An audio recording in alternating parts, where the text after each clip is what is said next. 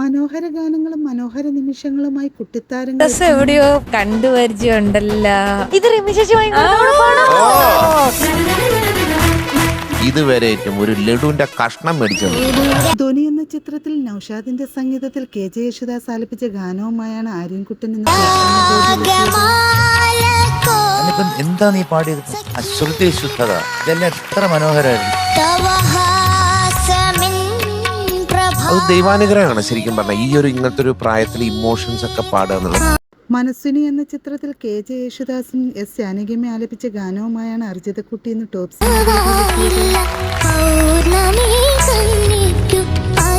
ശ്രദ്ധ എന്ന ചിത്രത്തിൽ MG ശ്രീകുമാറും സുജാത മോഹനും ചേർന്ന് ആലപിച്ച ഗാനവുമായാണ് ഇഷൽ ഇന്ന്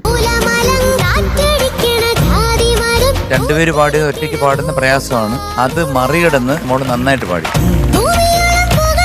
ഇഞ്ചക്കാടൻ മത്തായി ആൻഡ് സൺസ് എന്ന ചിത്രത്തിലെ ഗാനവുമായാണ് സെബാമോൻ എന്ന ടോപ്പ്